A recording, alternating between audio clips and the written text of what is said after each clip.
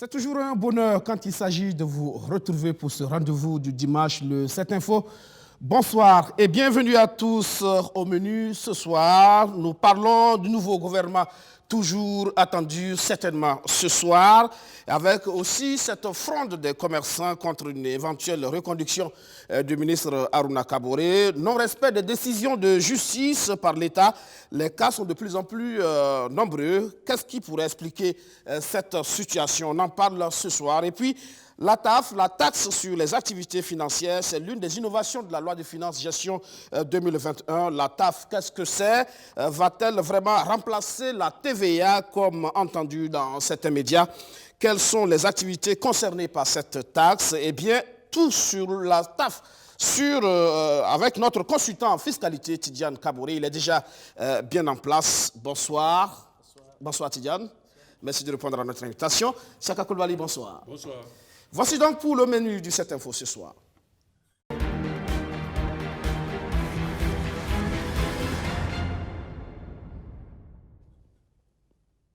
Mais savez-vous, Siaka, que les membres de l'Alliance Police Nationale n'ont toujours pas réintégré la fonction publique, savez-vous? Oui, je sais ça. D'accord. Alors, c'est justement une question essentielle depuis un certain temps. Les cas sont justement légion et ils commencent à inquiéter juges, avocats et justifiables le long respect des décisions de justice par l'État. C'était le 14 mai 2020. Le Conseil d'État rétablissait 21 fonctionnaires de police dans leurs droits après que ces derniers aient été licenciés par l'exécutif pour abandon de poste. Conformément à la décision judiciaire, ces membres du syndicat de police dénommé Alliance Police Nationale devraient être réintégrés dans leur poste. Mais plus d'un an après, c'est le statu quo. Ces policiers attendent toujours d'être rappelés. Alors, qu'est-ce qui pourrait expliquer cette lenteur de l'État dans l'exécution de ces décisions judiciaires? Pour le secrétaire général du syndicat autonome des magistrats du Burkina, il s'agit tout simplement d'une mauvaise foi du gouvernement. En réalité, c'est une mauvaise volonté manifeste d'exécuter les décisions de justice. Voilà. Dans beaucoup de cas, c'est une mauvaise volonté manifeste d'exécuter la décision de justice.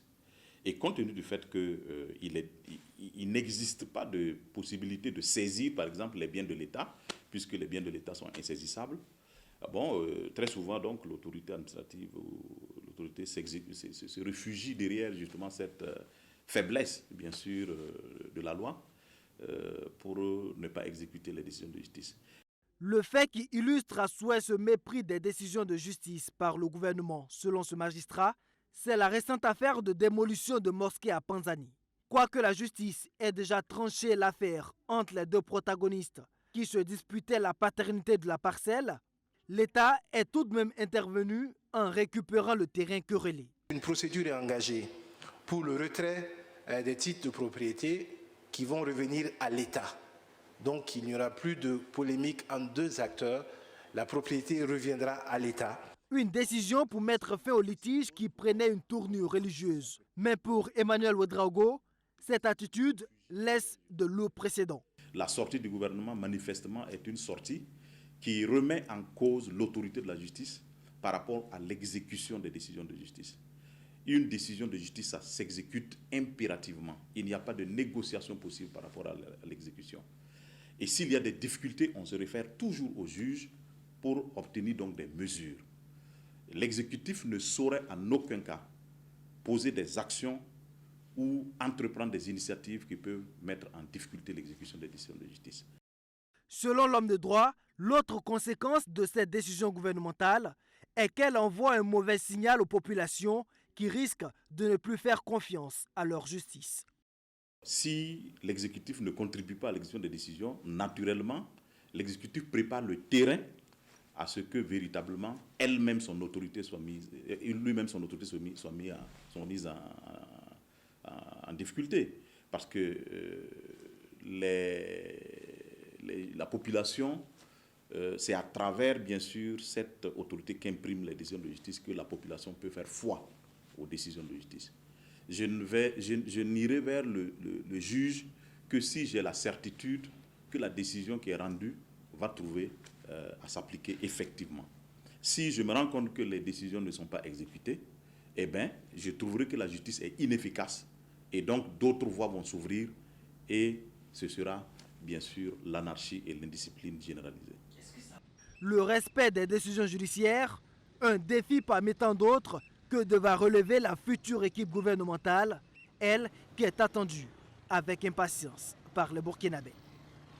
Chaka, ça reste là un des défis du gouvernement à venir. Oui, ce n'est pas seulement un défi du gouvernement, c'est un défi de la société. Parce que c'est une question de fond qui touche à l'organisation même de la société, de sorte que le principe de la séparation des pouvoirs qui est consacré par la Constitution soit une réalité et qu'aucun des pouvoirs n'empiète sur le domaine des autres.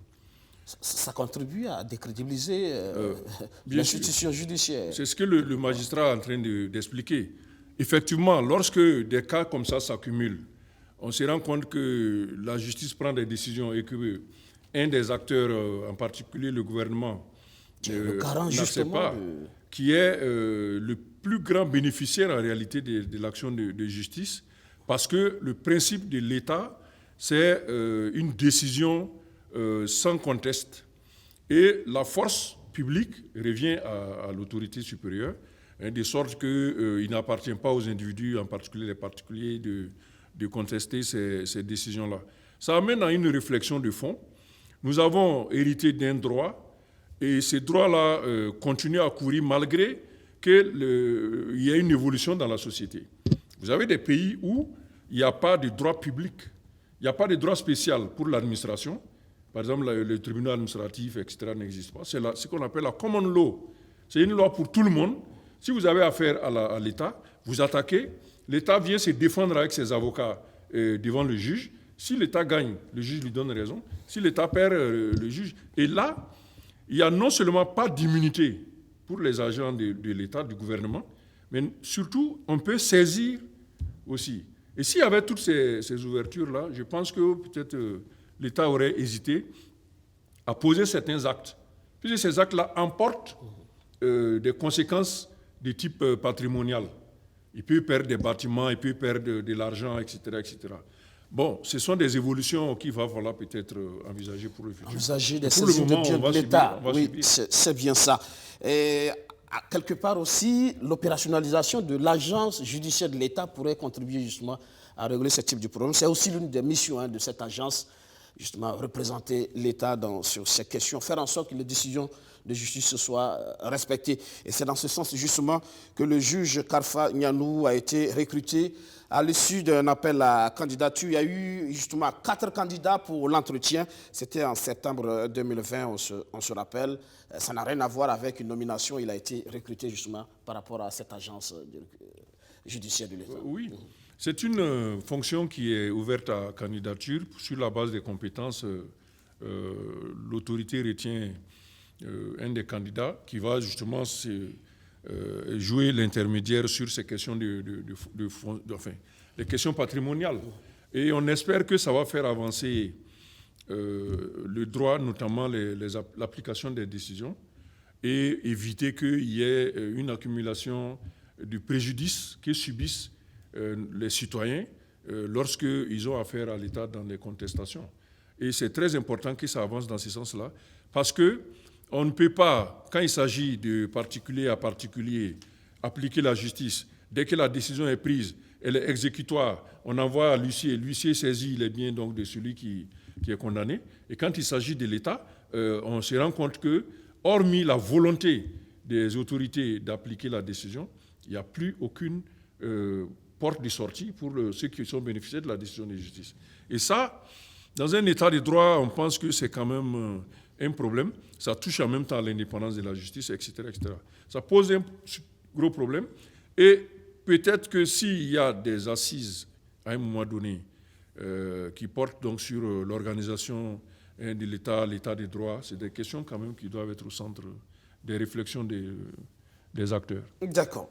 Le Burkina Faso qui attend donc toujours son gouvernement, même après la reconduction du Premier ministre Christophe Dabiré. Visiblement, ça coince dans le choix des hommes pour l'exécutif, de quoi susciter des réactions de la fronde parfois, comme ce qu'on a pu constater cette semaine des commerçants dans la rue. Ils demandent au président du Faso de ne pas reconduire le ministre Harouna Kaboré. Harouna tue l'économie burkinabé. Non au ministre du Commerce, trop c'est trop pour Harouna. Des messages qu'on peut lire sur les pancartes que brandissaient des commerçants au grand marché de Ouagadougou lors d'un sitting. Un sitting pour interpeller le président du Faso à ne plus reconduire le ministre en charge du Commerce dans son deuxième mandat. Nous voulons vraiment un ministre du Commerce qui pourra vraiment en tout cas écouter les commerçants et ne pas être un ministre affairiste. Vous voyez que l'économie informelle a baissé.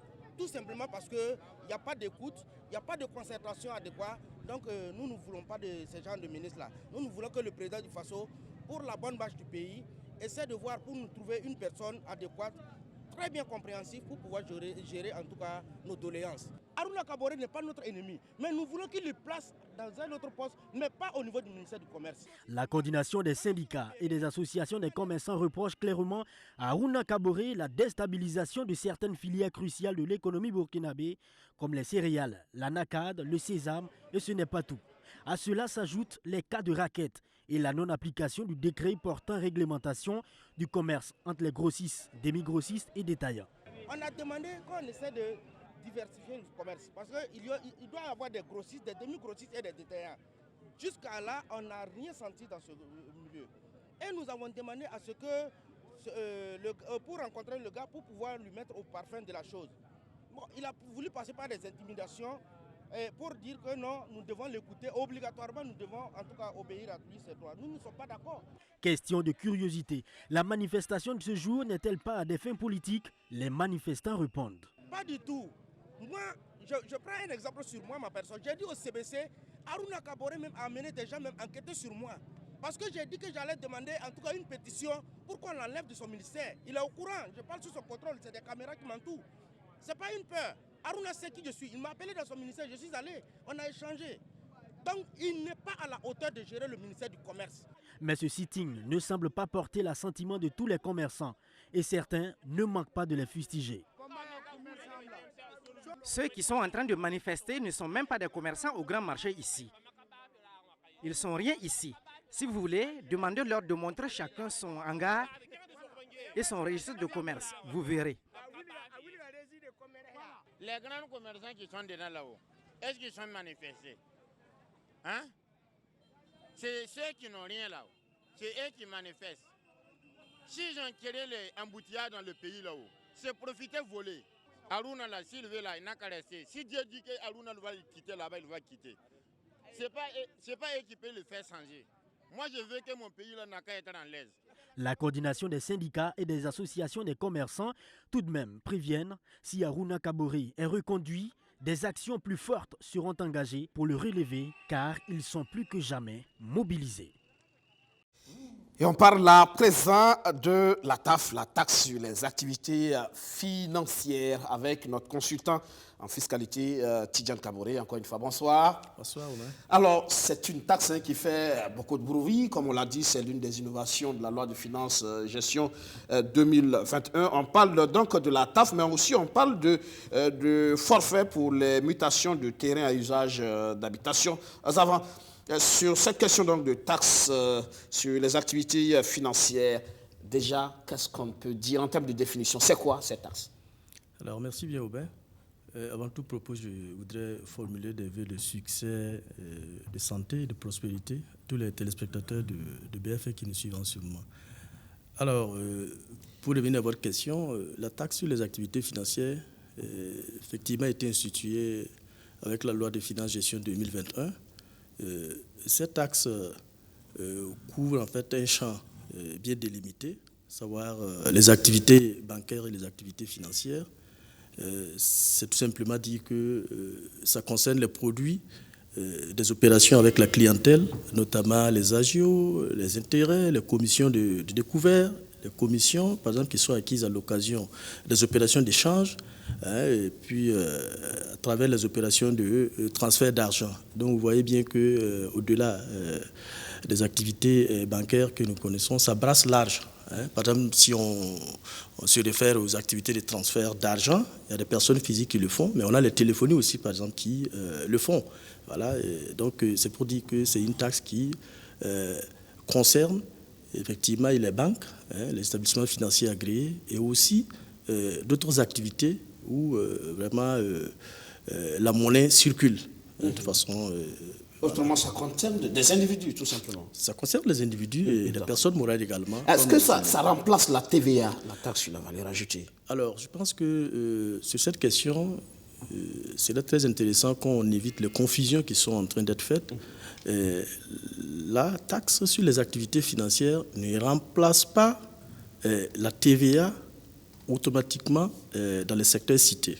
Je crois que la confusion a été faite au niveau des banques plus précisément en disant que tout ce qui se passerait désormais en banque serait soumis aux activités, à la taxe sur les activités financières. Ce n'est pas juste.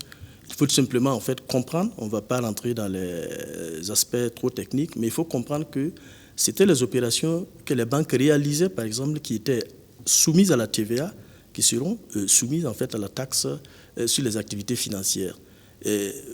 Par exemple, au-delà de ça, la TVA peut être toujours déclarée dans ces secteurs-là. Prenons un exemple d'une banque qui essaie de céder un bien de son actif. Quand cette banque va céder ce bien-là, elle a l'obligation, par exemple, de collecter la TVA sur cela. Par exemple, une banque qui dispose, par exemple, d'immeubles qu'elle met en location. Vous savez bien que la location d'immeubles commerciaux, par exemple, voilà, supporte la TVA. En ce moment, la banque a l'obligation de facturer la TVA et reverser. Ça, ce sont des activités qui sont, par exemple, occasionnelles, qui ne sont pas... Voilà, mais ça ne doit pas faire l'objet, par exemple, d'une facturation de la taxe sur les activités financières. Et si vous voyez. Donc, ça veut dire que la TVA ne disparaît pas automatiquement dans ce secteur. Donc, dire que la TVA remplace automatiquement la taxe sur les activités financières remplace automatiquement la TVA dans toutes les opérations de la banque, ça, c'est pas juste. Voilà, parce qu'il peut y avoir des activités où la banque est obligée en fait de facturer de la TVA et voilà, et ça peut arriver occasionnellement, comme ça peut arriver aussi. Voilà, donc, et je vous disais tantôt, on ne peut pas dire, par exemple, dans le secteur des téléphonies, je vous ai parlé tout de suite des opérations de transfert d'argent qui sont aujourd'hui faites par les maisons de téléphonie.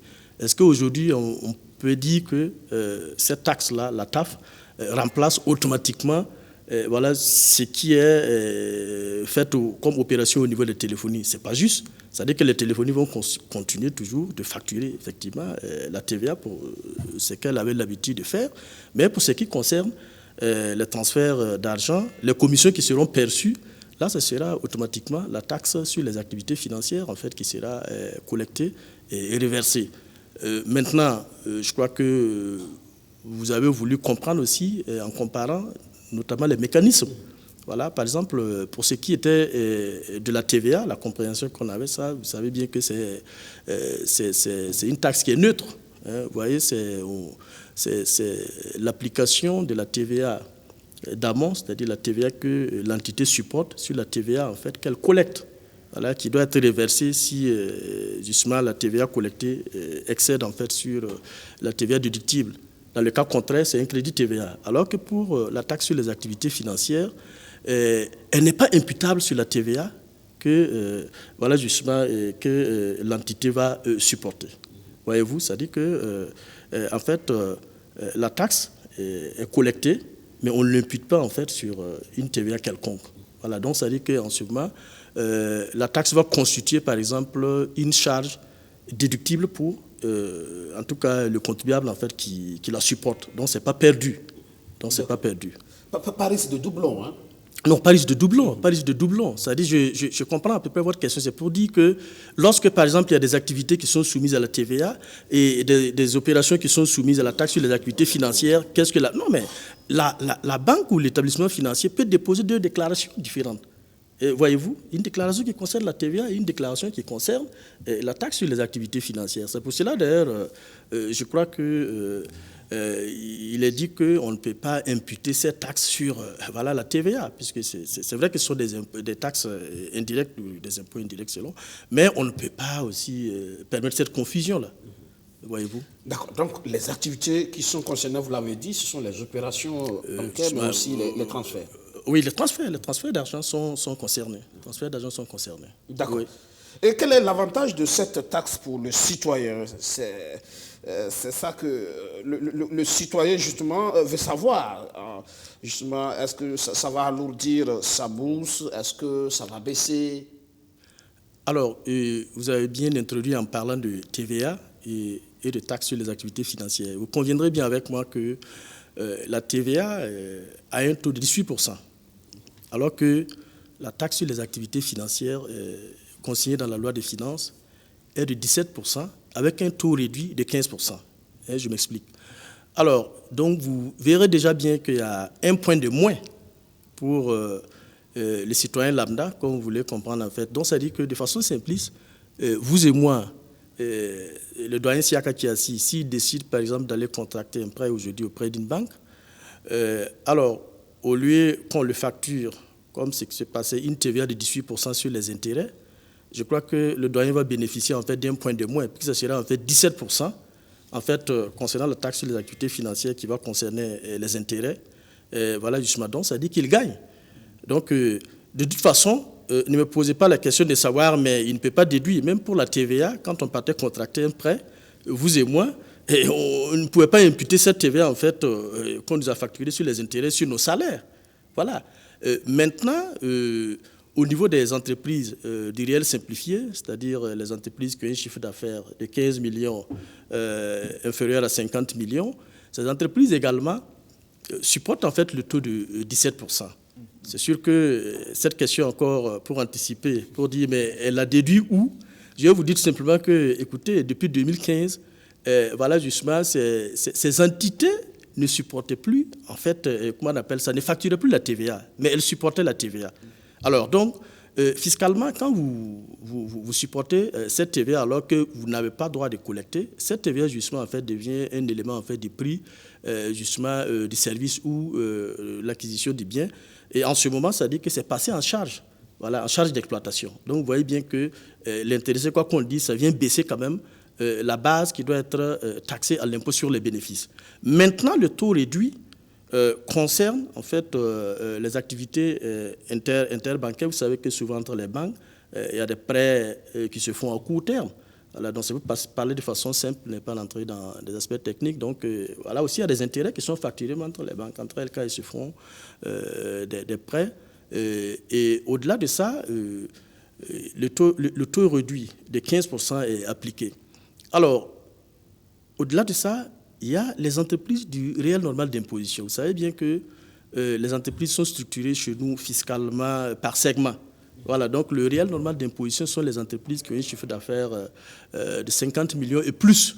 Voilà, dans ce segment, vous avez en fait les moyennes entreprises et les grandes entreprises dont le chiffre d'affaires c'est à partir d'1 milliard en allant. Donc, on dit quoi? Ces entités, par exemple, lorsqu'elles vont contracter un prêt, ça dit que pour les intérêts, voilà justement, la taxe sur les activités financières qui va gréver ces intérêts, en fait, sera autour de 15%.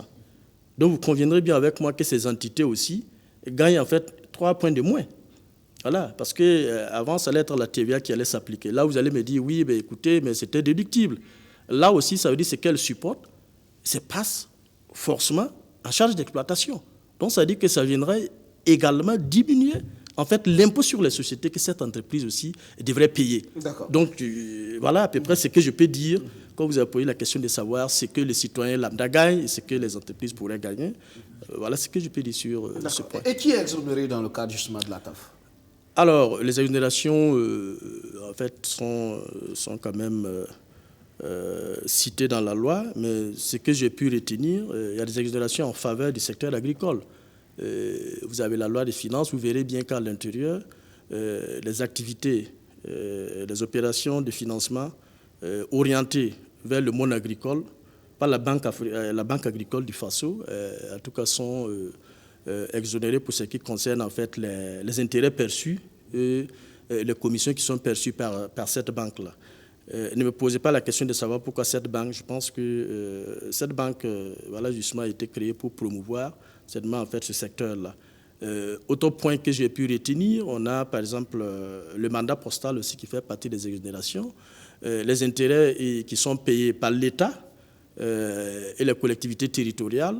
Ces intérêts par exemple sont exonérés, voyez-vous. Les intérêts qui sont payés par les associations légalement connues sont également exonérés. Et aussi, je crois que, si j'ai bonne mémoire, on a aussi les autres activités qui sont réalisées par les banques et les établissements financiers, mais qui sont orientées, les crédits de masse, qui sont orientés vers, par exemple, les organisations paysannes qui viennent vers les banques pour contracter des prêts, pour des activités bien définies par la loi. La loi parle d'activités agro-silvopastorales. Ensuite, les intérêts ou les commissions qui seront perçues, normalement, doivent être exonérées de cette taxe sur les activités financières. Voilà ce que j'ai pu retenir au niveau des exonérations, qui va se consigner dans la loi des finances. D'accord. Apparemment, ça semble faire des gorges chaudes, notamment au niveau des institutions bancaires. Et visiblement, les banques ne sont pas favorables à cette taxe. L'impression que ça donne, c'est qu'elles n'ont pas été associées à la démarche qui a abouti à l'instauration de cette taxe. Alors, je voudrais dire que, contrairement à ce que vous entendez sur les réseaux sociaux et sur certains médias, comme quoi les banques sont contre, je suis mieux placé pour dire que les banques ne se sont jamais opposées. Vous êtes des journalistes, vous devrez tenir ce bon message pour éviter que les gens ne vilipendent les banquiers, ne les insultent. Les banquiers n'ont jamais dit qu'ils s'opposaient en fait à la mise en place de cette taxe. D'ailleurs, ils ne peuvent même pas s'opposer à la puissance publique. De toute façon, c'est l'État c'est la loi qui a été votée. Et je crois que des débats sont menés entre techniciens des banques et de l'administration fiscale pour pouvoir certainement trouver en fait les bonnes façons de pouvoir appliquer justement cette taxe-là. Donc, il faut donner la bonne information. Les banquiers ne se sont jamais opposés. Je crois que c'était le cas des communiqués à l'effusée et tout. Dire qu'ils n'ont pas été suffisamment impliqués, je pense que quand vous allez avoir certainement l'occasion de poser ces questions au directeur général des impôts, lui pourra peut-être mieux, comme je suis ici en ma qualité de consultant, mais je pense quand même que des rencontres ont eu lieu, voilà, et je crois que ça se poursuit également pour pouvoir effectivement appliquer cette taxe dans de très bonnes conditions. C'est ce que j'ai comme information sur la question, mais il faut retenir qu'aucune banque ne s'est opposée frontalement, en tout cas, à la mise en place de cette taxe-là. Il est clair de toute façon que l'État ne va plus reculer sur le sujet, de toute façon. C'est acté. Je ne peux pas répondre à la place de l'autorité. Je crois que... Voilà. Je vois que Siakatine, déjà, c'est 17%, donc il dit que si la loi est votée... C'est vrai que pour les citoyens, tout à fait, les citoyens, c'est un droit, il faut le dire, pour eux. Vous savez, nous sommes dans un pays où... Il reste aussi pour les moyennes grandes entreprises. Oui, parce que c'est un taux réduit, et en plus de ça aussi, ça dit que, ils ont la possibilité de passer cela en charge d'exploitation. Entre 18 et 15%. Voilà, tout à fait. Donc, c'est pour vous dire que les citoyens attendent que cette loi puisse être appliquée. Mais c'est comme vous l'avez dit, certainement les difficultés qui seront examinées, ce sont les contrats en cours. Vous voyez bien que même sur la page de la DGI où le communiqué avait été, vous voyez un peu dans les forums, les gens disent, mais nous qui avons déjà des prêts en cours, on fait comment? Ça serait diminué d'un point, on va nous rétrocéder quelque chose. Bon, tous ces débats, vous voyez, ce sont des débats de mise en application de la disposition. Donc, certainement que les techniciens, les banquiers vont trouver la bonne formule pour le bonheur des populations burkinabées. On l'espère bien. Alors, on parle à présent de ce forfait sur les mutations de terrain à usage d'habitation. Le contenu, c'est quoi exactement? Alors, en fait, le forfait concernant la mutation de terrain à usage d'habitation n'est pas en fait nouveau. Ce sont des mesures de faveur que le législateur a toujours, depuis ces dernières années, en tout cas mis à la disposition des populations pour qu'elles puissent au moins faire... on va parler terre à terre. Quand on dit mutation, certainement, certains suivent, mais bon, voilà, ça dit que c'est lorsque vous payez un terrain avec quelqu'un, puis on a bien dit à titre onéreux, quand vous payez un terrain à usage d'habitation avec quelqu'un, que le terrain soit nu ou bâti, c'est-à-dire s'il y a des constructions là-dessus, comment changer en fait le terrain. Voilà, justement, en votre nom, je vais parler simplement, je ne vais pas rentrer dans les débats techniques. Comment pouvoir effectivement sortir un titre de propriété en votre nom alors que vous avez payé le terrain avec quelqu'un. Donc, le forfait concerne cela. Donc, ça vous verrez bien que ce sont les terrains à usage d'habitation. Donc, les terrains à usage commerciaux ne font pas partie. Si vous arrivez à payer un terrain à usage commercial, c'est certainement que vous avez les moyens, vous n'en avez pas besoin. Alors, maintenant, la loi campe en fait le décor dès le début en disant qu'il faut que la valeur du terrain n'excède pas 20 millions. Okay? Donc ça, c'est une des conditions. Avant, vous verrez que quand le terrain, par exemple, excédait en fait, la valeur indiquée par le législateur, vous perdez d'office en fait, le droit. Et vous verrez bien que cette mesure, actuellement, quand vous avez, par exemple, une valeur qui excède les 20 millions, ça dit que pour la portion des 20 millions, ils vont prendre en fait, certainement le forfait. Et maintenant, le surplus, en fait, ce sera le taux de droit commun qui est de 8%. Voilà, donc si on prend un exemple pour que vous puissiez comprendre, vous voyez par exemple le forfait à Ouagadougou, on parle de 800 000 francs pour les terrains bâtis et 400 000 pour les terrains non bâtis, je crois. Si j'ai les tarifs en tête, 500 000 pour les terrains non bâtis. Donc vous verrez bien, si on prend ne serait-ce que la valeur de 20 millions et on applique par exemple de façon de 8%, par exemple, on se retrouve avec 1 600 000 comme droit d'enregistrement à payer. Alors, donc, si vous comparez, par exemple, avec le tarif de forfait, si, par exemple, c'est un terrain nu, bon, vous allez vous retrouver certainement avec 500 000 francs à payer au lieu de 1 600 000. Très intéressant. Donc, très intéressant. Mais il se trouve que les usagers, ils arrivent dans les services des impôts pour cela. Mais après, il y a d'autres calculs qui sont opérés. On parle de taxes connexes. Et après, ils se rendent compte qu'on va au-delà du chemin du forfait.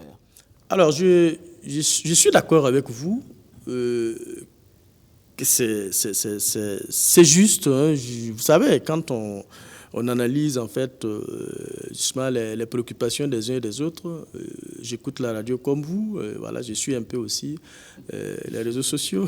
Donc, quand les gens critiquent l'administration fiscale, souvent on ne sait pas quoi dire parce qu'ils disent non, ils ont parlé de forfait.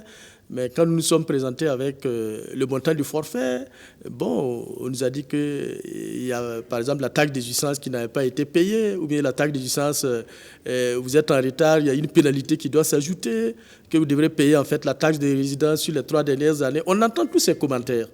Maintenant, je crois qu'il sera très difficile de dire que le forfait englobe, par exemple, la taxe des jouissances. Vous savez que la taxe des jouissances, en fait, est réglée en fonction de la superficie du terrain. Donc, aujourd'hui, si vous partez pour payer la taxe des jouissances, au bien si tu as un terrain, par exemple, de 800 mètres carrés, c'est-à-dire que le mètre carré à Ouagadougou, ça fait 500 francs, vous voyez déjà, en fait, la taxe de jouissance que vous allez payer. Si c'est un terrain de 300 mètres carrés, vous voyez, donc, ça dit que c'est quand même difficile d'arrêter un forfait pour dire non. Si vous venez, par exemple, payer les 800 000, c'est y compris la taxe de jouissance, c'est y compris les pénalités. Bon, il y a ces éléments. Donc, je crois que c'est un peu cette façon de liquider la taxe de jouissance qui fait que certainement le législateur n'est pas arrêté un forfait qui prend en compte et les taxes de jouissance, parce que là aussi il risque d'avoir une injustice. Quelqu'un qui a un terrain de 800 mètres carrés, vous lui dites de payer le même tarif que quelqu'un qui a un terrain de 300 mètres carrés. Bon, je pense qu'il y a un problème quand même. Donc, c'est peut-être dans la manière de... Mais c'est la communication peut-être au niveau... Bon, c'est certainement la communication fiscale qui... voilà, en soignant justement la communication, en précisant aussi, comment on appelle ça, qu'au-delà de ce forfait, la taxe de jouissance est toujours due. Voilà, si vous arrivez en retard, bon, ça dit que ça ne vous donne pas droit effectivement à payer sans pénalité. Mais je crois que tous ces éléments-là, certainement que l'administration fiscale ne suit en ce moment, ça pourrait être pris en compte. Voilà. Taxe de jouissance, taxe de résidence, et puis il y a aussi cette taxe, la taxe sur la plus-value immobilière TPVI, qui est normalement payée, je crois, par le vendeur et non l'acheteur. Mais là, c'est l'acheteur qui se retrouve à... Vous savez, quelqu'un disait, un de mes anciens en droit disait que lorsqu'on dit que, bon, de toute façon, c'est la loi qui a dit, c'est qu'on manque d'arguments, mais je vais essayer d'expliquer à peu près, parce que avant d'être votre consultant, je suis quand même fonctionnaire de l'État, donc il faut que j'explique. Alors, sur ce point, effectivement, pour la taxe sur la plus-value immobilière, vous l'avez dit, effectivement, la plus-value, c'est quoi, de façon simpliste? En fait, c'est la différence entre le prix de cession, en fait, voilà, justement, le prix d'acquisition, bien, voilà, justement, donc on a cette différence-là, on s'est dit quand même qu'il y a, si c'est positif, quand même, il y a quelque chose qui s'est ajouté à la valeur. Donc, c'est cette valeur, justement, qui doit être taxée. Et vous avez raison de dire que c'est le vendeur qui doit supporter. Et je crois que même dans la loi fiscale, dans le CGI, il est bien précisé que c'est à la charge, en fait, du cédant. Mais maintenant, ça dit que le déclarant, généralement, c'est celui qui a payé le terrain, et voyez-vous. Donc, c'est le déclarant qui se permet, en fait, de se présenter au niveau de l'administration fiscale. Parce que, généralement, quand le vendeur arrive, ici, les procurations, ici, les actes de vente, après, il disparaît dans la nature, il a encaissé son argent, l'administration, en fait, ne voit que le déclarant qui est généralement, en fait, l'acquéreur du terrain. Donc, la loi précise que l'acquéreur, en tout cas, peut s'exécuter au plan de paiement, sauf recours contre le cédant. Bon, peut-être quelqu'un qui a vendu le terrain et puis prendre la route pour se retrouver en Côte d'Ivoire, bon, tu vas payer en son nom et puis le retrouver où? Donc, je suis d'accord avec vous que ça pose un problème. Bon, mais on fait avec. Et si on s'en tenait au forfait, tout simplement, c'est-à-dire le citoyen arrive, on dit 500 000, il passe ses 500 000 et repart, tout simplement. Parce que là, la réalité aujourd'hui, c'est que beaucoup viennent, ils entendent forfait, ils arrivent, à cause des autres taxes qu'on leur présente, ils repartent. En fait, je ne disconviens pas. Je suis parfaitement d'accord avec vous sur ce point. Et beaucoup le disent. Voilà, beaucoup le disent. Voilà, nous sommes arrivés pour payer nos 500 000. Je vous disais tantôt qu'à Ouaga, le tarif, c'est 800 000 pour les terrains bâtis et 500 000. Quand vous prenez, par exemple, les chefs-lieux, autres que Bobo et Ouaga, là, vous avez 250 000. Par exemple, pour les terrains bâtis et 200 000 pour les terrains non bâtis. Par exemple, Koudougou, Dédougou, voilà, justement, c'est prêt.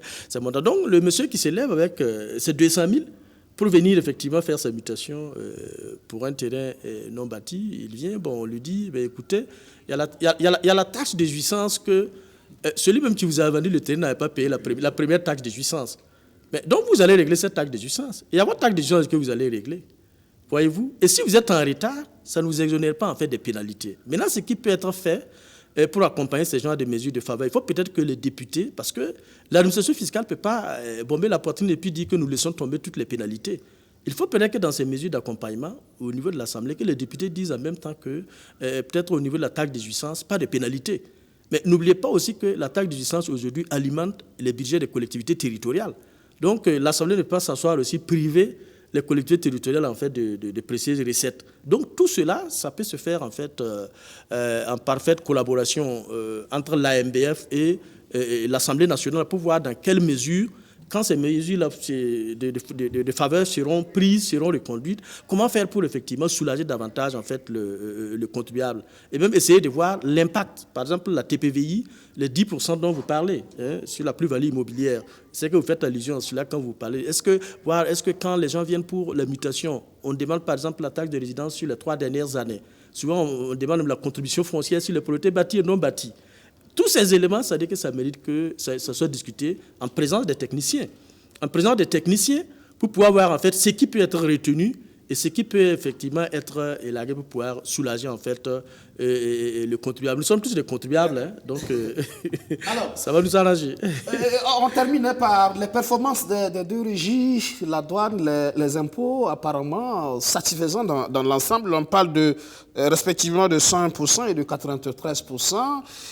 Dans un contexte de Covid-19, on se demande comment ces deux régies-là ont réussi ces performances finalement.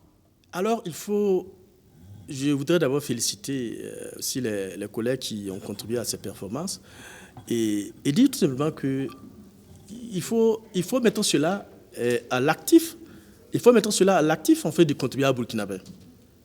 Parce que c'est le contribuable qui paye. C'est le contribuable qui, justement, permet d'atteindre en fait ces recouvrements. Et au-delà de du contribuable, il y a aussi les actions qui sont entreprises par ces régies-là. Donc, vous conviendrez bien avec moi que des éléments comme la télédéclaration aujourd'hui, parce que la digitalisation aujourd'hui en douane aussi suit son cours. Au niveau de l'administration fiscale également, ça suit son cours. Et outre cela, on a les actions de recouvrement qui sont menées sur le terrain par les agents. Et vous verrez bien qu'il y a eu des actions de recouvrement fortes qui ont été menées par justement la direction des impôts sur le terrain. Et tout cela, ça a porté fruit. Et vous verrez également aussi qu'il y a eu de nouveaux services chargés du contrôle qui ont été créés entre-temps et ça se poursuit. Donc, du même coup, ça améliore aussi le taux du contrôle fiscal. C'est-à-dire que la couverture du contrôle fiscal est mieux appréciée.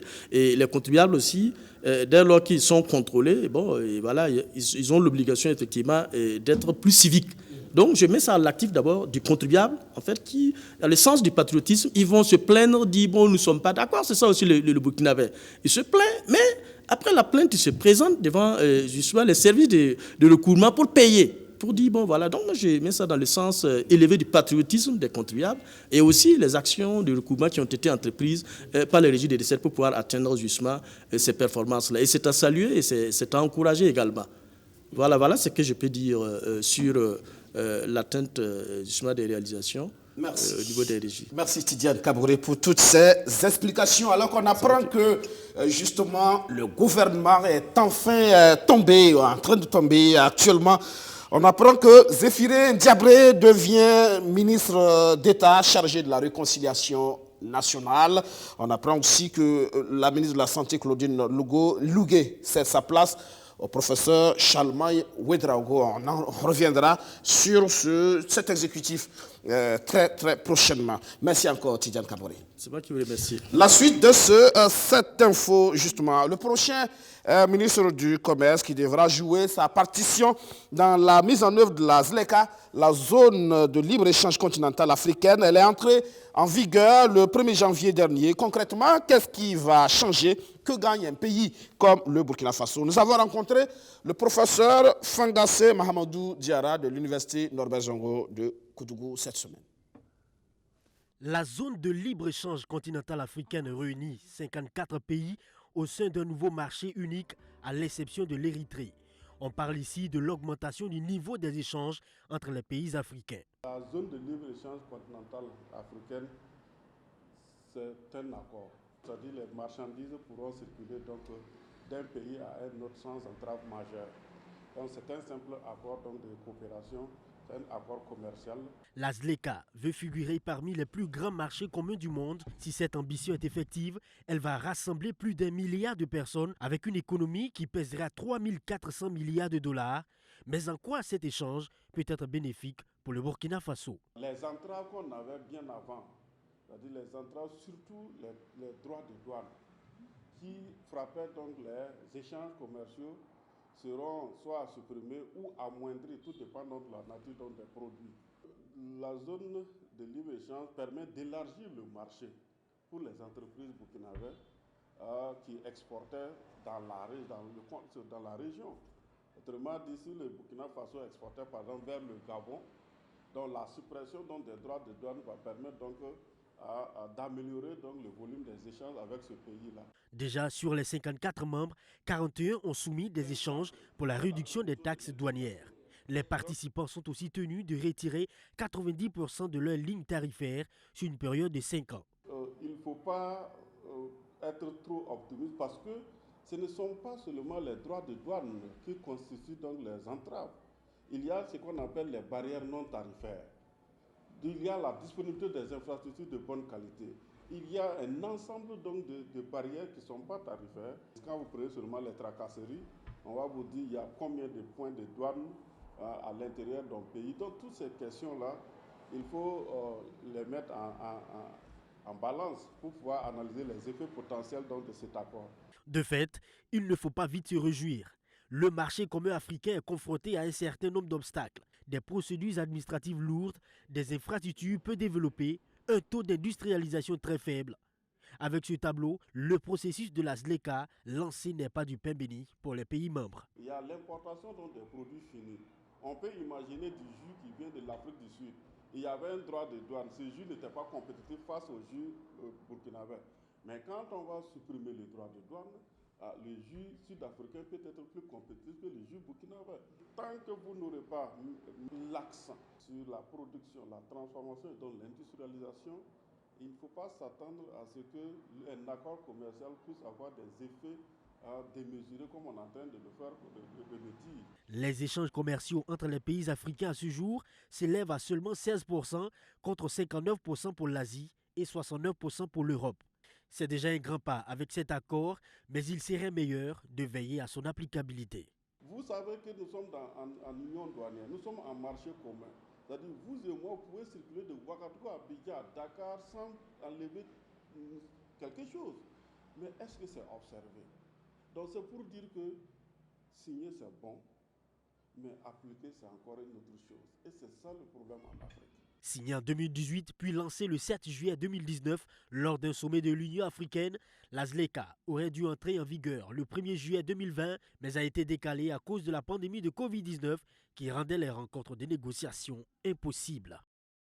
Covid-19 et commerce import-export, le cas des commerçants de vêtements à Ouagadougou. Quel impact sur l'activité? C'est le grand format de ce 7 Info. Sur chaque rue de Ouagadougou existe au moins une boutique d'habillement. C'est l'un des types de commerce qui marche le plus. Les costumes, les chemises, les chaussures, hommes ou dames, vendus sont importés de la Turquie, du Maroc ou de la Chine. Destination de prédilection des commerçants burkinabés actifs dans le secteur de la mode vestimentaire. Mais voilà un an que Mahamoudou Kwanda ne s'est plus rendu en Chine pour s'approvisionner. La crise sanitaire mondiale limite les mouvements.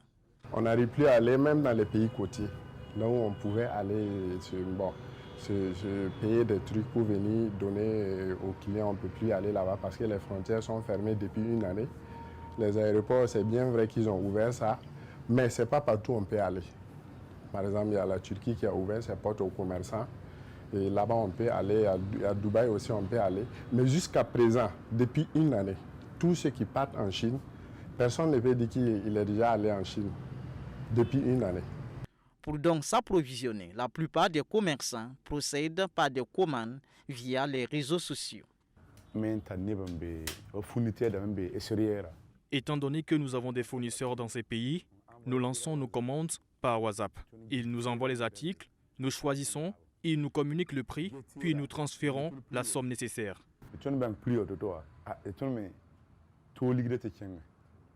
Ces commerçants disent cependant enregistrer plusieurs désagréments par ce mode de commerce à distance. Ils sont obligés d'accepter les prix d'achat proposés par les fournisseurs. En plus, les retards de livraison sont fréquents. J'ai commandé des articles pour vendre à l'occasion de la fin d'année. Et c'est le 1er janvier que je les ai reçus. Vous voyez ce que ça fait? On enregistre les ruptures de stock parce que avant, quand on partait, par exemple, en Chine, quand tu fais la commande, tu fais ton séjour, tu fais la commande et tu pars mettre dans le cargo et que tu reviens au pays. Et après 45 jours, tu rentrais en possession de tes colis, les CBM.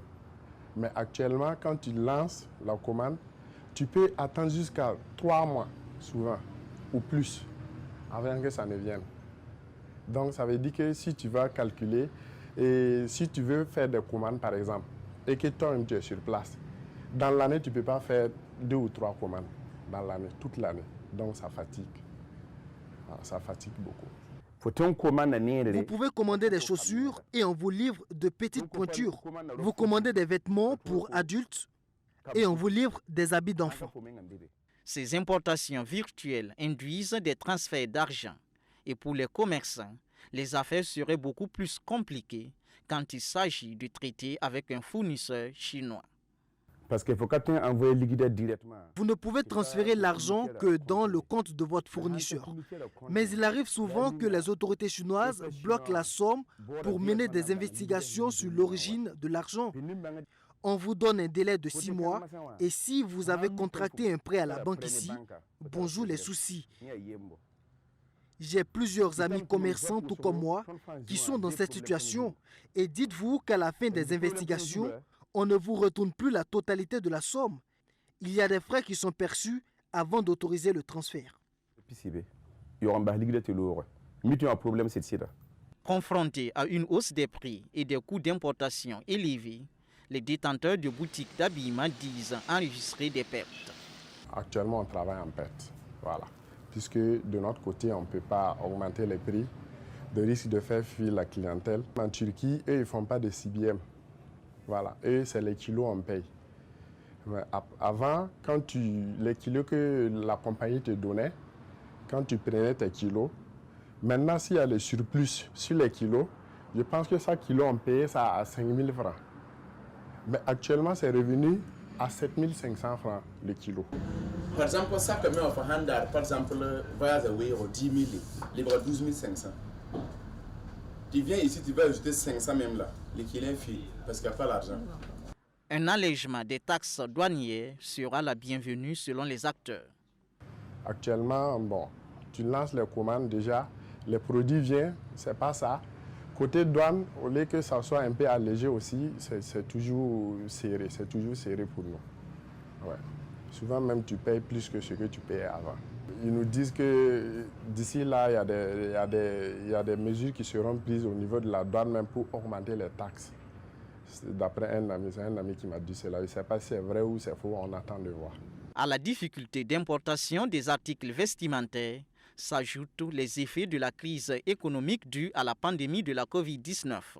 Conséquence, depuis quelques mois, les Burkinabés fréquentent de moins en moins les boutiques d'habillement, nous confient ces commerçants.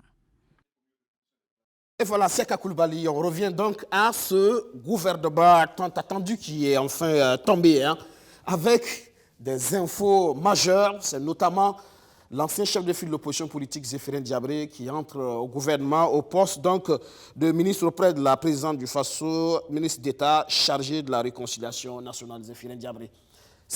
Au-delà du Premier ministère, c'est quand même là où il pouvait mieux se sentir, non? Je pense qu'il a le profil de l'emploi, parce que c'était une question importante et qui nécessitait une personnalité qui puisse avoir une ouverture à la fois auprès de la majorité et de l'opposition. Donc je pense que ça ne pouvait pas mieux tomber, en termes surtout d'appréhension que beaucoup d'acteurs avaient sur la volonté réelle du chef de l'État de faire la réconciliation ou pas. Avec une personnalité comme Zéphirin Diabré, on est à peu près certain qu'au moins l'activité sera initialisée, on aura au moins une conception de cette réconciliation nationale, et même que la mise en œuvre à travers une assise nationale de nature souveraine va être convoquée, parce qu'il ne va pas être au gouvernement et ministre d'État sans réaliser des objectifs. Donc pour ça, on peut déjà dire que les engagements du chef de l'État pris lors de la campagne électorale sont en train d'être mis en œuvre, et surtout avec une personnalité. Personnellement, j'appréhendais qu'on désigne quelqu'un déjà qui ait déjà une conception très arrêtée sur la question de la réconciliation. Comme on le sait, il y a déjà des composantes qui s'expriment sur la question de la réconciliation. Il y en a qui n'en veulent pas vraiment et qui pour cela évoquent des questions comme la justice d'abord, ou qu'il n'y a pas de problème pour qu'on ait à la réconciliation. Si on avait eu ce type de personnel-là, on aurait eu des difficultés à mettre en œuvre la réconciliation. Là, je peux penser qu'il y a de fortes chances que la question ne sera pas reléguée au second plan et que les engagements pris vont être réalisés. Et sur le plan politique, c'est l'homme qui peut parler à tous les acteurs, voilà. Ancien régime, actuel régime, c'est un peu le pont. Exactement. C'est quelqu'un qui peut avoir une interface et qui peut s'adresser à tous les acteurs, régler la question, et aussi qui a aussi le poids politique suffisant pour engager des discussions avec les exilés, avec Zida Isaac Yacouba, avec Blaise Compaoré, etc., etc. Mais aussi avec les organisations syndicales. Exactement. Avec les organisations syndicales, les organisations de la société civile, il a aussi cette possibilité de pouvoir discuter un peu partout. Je pense que je m'attendais qu'il soit dans le gouvernement, étant donné que cela avait été annoncé déjà à plusieurs reprises. Mais je pensais qu'il allait rentrer dans un poste opérationnels comme l'économie, etc. Mais là, c'est vraiment... on imagine que ça l'intéresse. Ou le commerce, c'est possible parce qu'il a le profil aussi. Là, c'est ou le Premier ministère ou bien un poste comme la réconciliation nationale qui lui permettrait... C'est vraiment bien pensé, je crois. Ce qui va le permettre aussi de politiquement se relancer aussi après l'échec de ces élections. Donc, il aura aussi à cœur de ne pas échouer sur la question de la réconciliation, étant donné le niveau d'attente sur cette question par les Burkinabés. Partout, on parle de mettre fin aux morts, au sang qui coule, aux exactions qui sont reprochées, notamment à certains acteurs de la sécurité.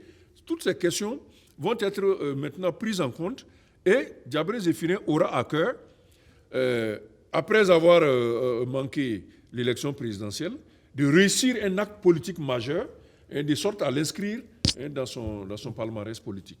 En tout cas, très important à ce niveau, la question de la réconciliation, ministre d'État auprès de la présidente du Faso, ça montre justement tout l'engagement du président du Faso sur cette question. Tout à fait. Là, il faut reconnaître que, on le dit souvent, quand les choses ne vont pas bien, on l'a dit ici, par exemple, pour l'application des mesures de justice, là où c'est bon, il faut effectivement le reconnaître.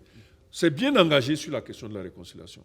Reste à voir dans les jours à venir quel est le plan d'action que Zéphirine va nous proposer, quel est le profil de cette réconciliation, et quelles sont les étapes qui vont être proposées. Et c'est très important aussi. Mais sur l'engagement politique, sur la volonté politique, il faut être clair là-dessus.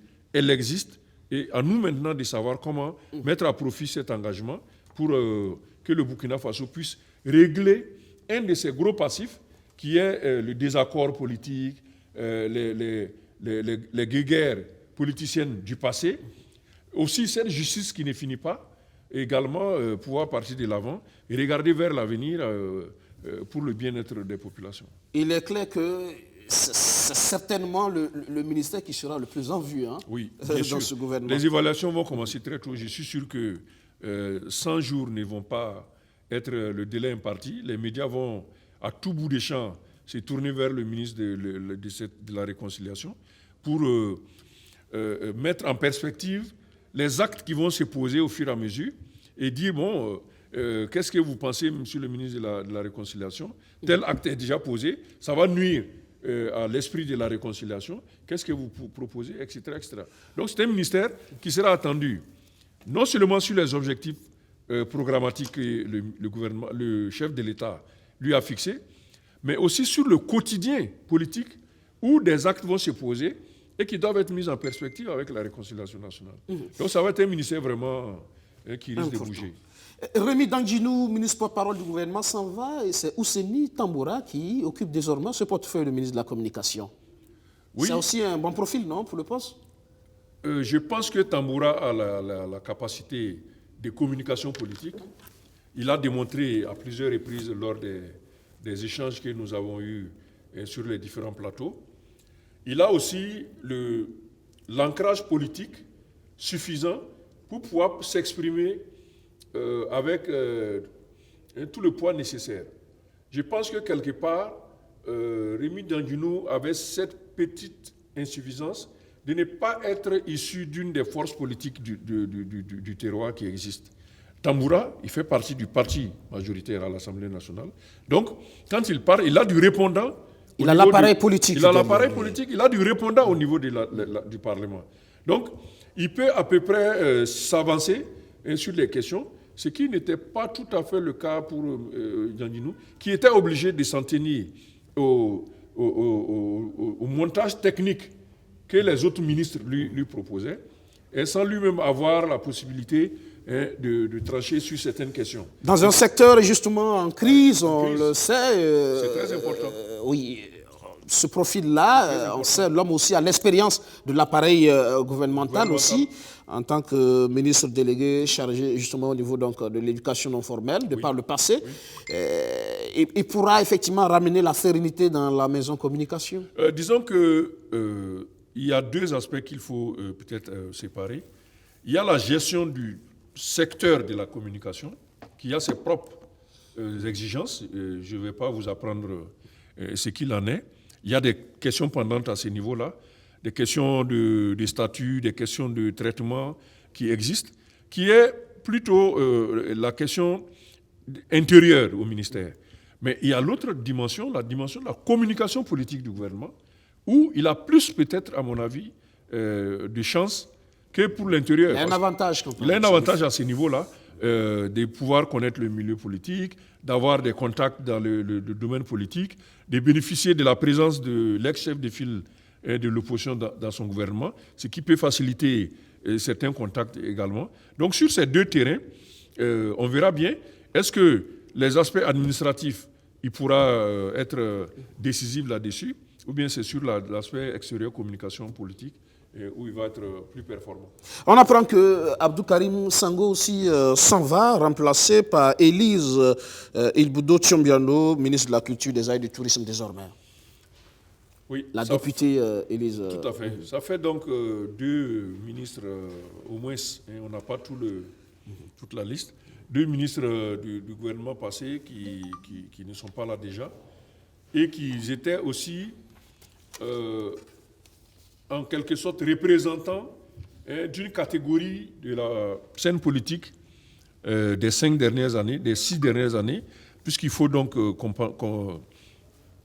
revenir avec la question du soulèvement populaire et de cette catégorie qui était rentrée sur la scène politique et qui n'était pas forcément un personnel partisan, mais qui avait joué un rôle historique à un moment donné et qui était présent. Il y a aussi l'entrée dans ce gouvernement de Maître Bénéoundé Sankara, une autre figure de l'opposition politique par le passé, qui a animé aussi le CFOP avant Zéphirin Diabré. Maître Sankara qui avait des camarades dans le gouvernement d'Abiri 1, mais avec 2 portefeuilles ministériels. Cette fois-ci, c'est lui-même, Maître Sankara, qui entre au gouvernement au niveau donc, de l'habitat en remplacement de Bonannée. Quand on regarde le poste qu'il occupe, je peux imaginer qu'il s'agit d'une perspective personnelle pour Maître Sankara, qui, après certainement avoir joué un rôle d'opposant presque historique, parce que disons que très longtemps, sous Blaise Compaoré, il a assumé la fonction de chef de file de l'opposition. Après aussi avoir joué un rôle au niveau du Parlement, il pense compléter son parcours en essayant aussi le gouvernement, fonction qu'il n'a pas occupée jusqu'à présent. Donc là, c'est peut-être une découverte d'un autre monde qu'il est en train d'essayer pour pouvoir compléter son parcours politique et être certainement beaucoup plus, je dirais, beaucoup plus argumenté pour les postes de président du FASO, par exemple. Parce que, qu'on le dise ou pas, 2025 est un enjeu particulier où on sait qu'il se peut qu'il y ait une élection très ouverte. Le chef de l'État actuel pourrait ne plus être là. Et donc, ce serait une élection très ouverte où plusieurs acteurs vont essayer de jouer leur partition. C'est vrai qu'en termes de perspective, voilà. L'Assemblée, il a été vice-président de l'Assemblée. Bon, donc, il y a plus véritablement de perspective à ce il faut essayer le gouvernement. Il y a aussi Clément Savadogo qui fait son retour dans le gouvernement, notamment au niveau de l'administration territoriale. Il connaît bien ce portefeuille ministériel pour l'avoir occupé déjà. Pour Clément Savadogo, il faut dire que c'est un éternel revenant qui a plusieurs fois fait le gouvernement, qui est parti, qui revient encore. Et ministre d'État aussi, désormais. Donc ici, ça signifie quand même que si on ajoute Tambouré Ouseni, que le parti au pouvoir veut faire fructifier sa victoire au niveau parlementaire en disant, bon, finalement, on ne peut pas être majoritaire au Parlement à ces pourcentages-là et puis ne pas quand même contrôler certains secteurs du gouvernement. Et là, on voit donc ces pointes-là qui arrivent et qui vont peut-être animer l'action gouvernementale. Cela va donner un plus à cette action gouvernementale qui, à mon sens, dans les dernières années du quinquennat passé, manquait un peu de ressources politiques. Parce qu'il y avait beaucoup de ministres qui n'étaient pas vraiment issus du sérail politique. On pouvait compter Dieudonné Maurice Bonannée, on pouvait compter Salifou Thiem Touré, qui étaient vraiment des dirigeants du parti au pouvoir, mais ce n'était pas eux qui étaient les plus en vue. On avait donc cette catégorie d'anciens insurgés qui étaient là. Et cette fois-ci, on a l'impression d'une sorte de normalisation du gouvernement à travers la présence des personnels politiques purs. Zifirien d'un côté, Maître Sankara, retour de Clément, Ouseni Tamboura, c'est quand même des gens de la scène politique qui sont bien connus, qui sont bien ancrés et qui arrivent au gouvernement. Ça veut dire qu'il y a un autre profilage qui a été fait. On va voir est-ce que ça va donner des résultats. Voilà. De toute façon, ce sera évalué très rapidement avec les premières décisions. On attendra de voir. Les sortants, je vous les cite. Il y a René Bagoro de la justice qui s'en va, Abdul Karim Sango de la culture qui s'en va, le professeur Lougué à la santé qui s'en va, Bonannée de l'habitat qui s'en va, Rémi Danginou de la communication qui s'en va, Soumanogo Koutou de l'élevage qui s'en va également, Ambroise Nyuga Ouedraogo, ministère de l'eau qui s'en va, et puis il y a Bassière de l'environnement qui s'en va justement. Et puis il y a aussi Siméon Sawadogo qui remplace justement Bassière à l'économie verte. Okay. Oui, ça veut dire que, comme je l'ai dit, le parti au pouvoir tient à encadrer le gouvernement.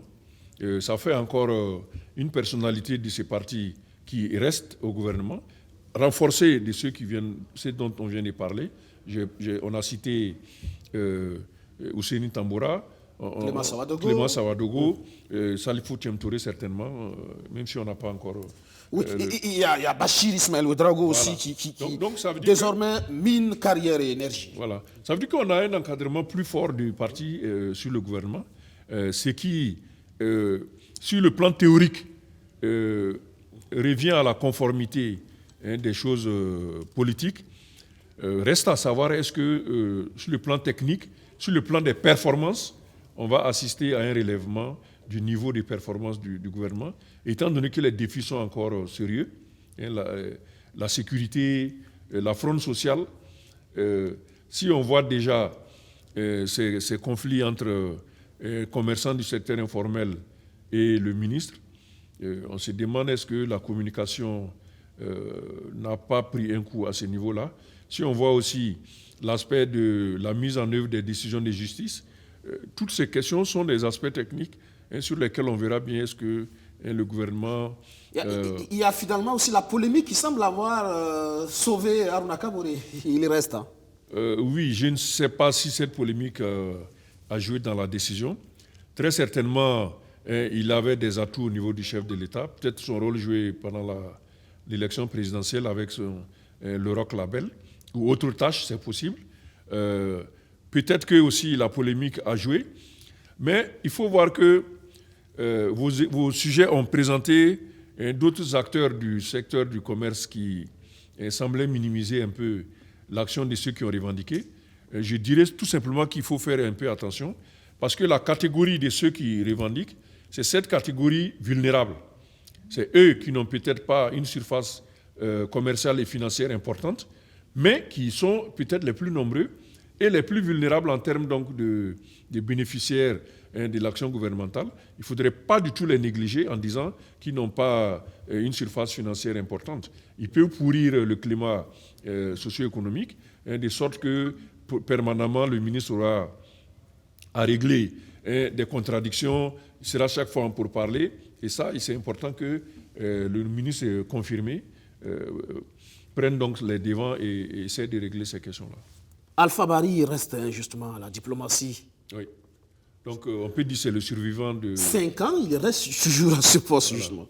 Le survivant du groupe, disons, de ceux qui n'étaient pas tout à fait issus du sérail politique connu, même s'il a des liens forts avec le parti au pouvoir.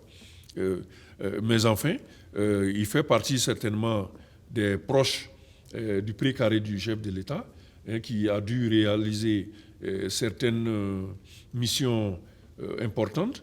Il faut ici notamment citer la reprise donc, des relations avec la Chine populaire, qui est à mettre à l'actif du ministre.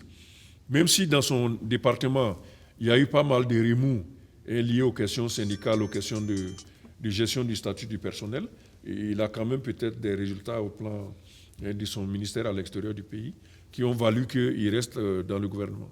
D'accord. Il y a Marshall aussi qui reste à son poste, hein, la femme et la solidarité nationale. Donc, comme on l'a dit, il y a certains c'est le MPP qui reste quand même fort. Mais aussi peut-être les proches du président. En tout cas, on attendra de voir dans les jours à venir. Tout à fait. L'équipe complète. L'équipe complète. Et puis très vite, il faut se mettre au travail, Siaka Koulibaly. Tout à fait. Ça c'est très important. Je pense que lorsque le chef de l'État a confirmé Christophe Dabiré au poste de Premier ministre, moi, j'ai perçu une sorte de désactivation de l'attente qui était forte. Les gens ont dû penser qu'avec la reconduction, enfin, le président réélu, le président du Parlement reconduit, le Premier ministre reconduit, on risquait fort d'avoir un immobilisme au niveau gouvernemental. Donc, j'ai senti une sorte de relâchement de la pression. Il y a beaucoup de changements quand même, il faut le dire. D'accord, beaucoup de changements. Parce que quand vous prenez les affaires étrangères, il y a une réunification. Alpha Barry reprend tout le gros ministère désormais. Il n'y a plus de saucissonnement en deux ministères, par exemple. Il y a aussi l'autre surprise, peut-être, c'est Chalma Ouedraogo, le professeur Chalma Ouedraogo, qui arrive à la santé, en lieu et place de Claudine Lougué. Bon, moi, je ne sais pas si c'est réellement une surprise, parce que le professeur Chalma, quand même, fait partie des grands animateurs de la question de la santé. Monté au créneau aussi à l'occasion de la crise de la pandémie du Covid-19. Il était déjà visible. Son nom a circulé dans plusieurs affaires, entre griffes, de contradictions entre le ministère et les scientifiques. Donc, moi, ce n'est pas tout à fait une surprise de le voir arriver à ce niveau-là. Et comme on l'a dit nous-mêmes ici, le ministère a quand même été assez chahuté entre les grèves des syndicats et la gestion communicationnelle de la pandémie. Peut-être qu'il fallait changer de personnel à ce niveau-là pour que peut-être une autre forme de communication soit visible. Et peut-être aussi un changement de politique même de santé peut être attendu aussi avec ce changement-là de personnes. De toute façon, le professeur Chalmagne remplace un autre professeur. Il n'y a pas vraiment un bouleversement à ce niveau-là. Les questions de santé vont être traitées à l'intérieur du ministère. Donc, je pense qu'on peut attendre à ce niveau-là des améliorations, ne serait-ce que pour la communication et le contenu aussi des politiques de santé. D'accord. La sécurité, défense, pas de changement. Chérif Si et Ouseni Compaoré restent à la poste. Oui. Là, peut-être, je peux m'aventurer pour dire qu'on peut assister à ce niveau à un statu quo, dans la mesure où ces deux personnes, ces deux ministres, je veux dire, ont démontré certaines lignes fixes, assez fixes dans le passé, notamment un Chérif Si, qui a présenté un profil quand même particulier sur les questions de défense. Donc on peut se dire que là-dessus, il n'y aura pas grand changement. Peut-être que l'issue des discussions qui auront lieu à travers la réconciliation vont aussi impacter sur la façon donc d'organiser la question de la sécurité, de telle sorte que même si on n'a pas changé de pensionnaires de ces ministères-là, le contenu de leur politique peut évoluer aussi avec les questions de la réconciliation, notamment le retour des exilés, le traitement des cas de justice liés aux gens qui sont concernés par les questions de la défense, etc., etc. Il y a les professeurs Ouaro et Seni Ouedraogo qui restent justement en fonction également dans leur ministère respectif. Donc on peut dire que... c'est un dosage. Il faut aussi, voilà, il faut aussi peut-être se dire que dans le contexte dans lequel s'est déroulé ce remaniement, c'est fort possible que ce soit un remaniement à minima. Et comme on s'y attend, les assises qui vont très certainement avoir une dimension politique importante vont déboucher notamment sur une autre forme de gouvernement, peut-être à moitié année ou en fin d'année 2021, l'issue de ces échanges-là. C'est peut-être pour ça que beaucoup de ministres aussi sont restés, pour ne pas bouleverser totalement et avoir une équipe qui soit toute nouvelle. Le président a dû penser que bon, il vaut mieux maintenir la moitié de l'équipe en place en attendant peut-être de voir venir. Parmi ceux qui restent, il y a l'argentier Lassane Kaboré qui reste donc au ministère de l'économie et des finances. Merci Siaka Koulibaly. On aura le temps de revenir en coup de semaine sur ce nouveau exécutif. Tout à fait. Merci. Merci. C'est la fin de ce 7 Info. Merci de l'avoir suivi. Excellent suite de programme sur notre chaîne. Bonsoir.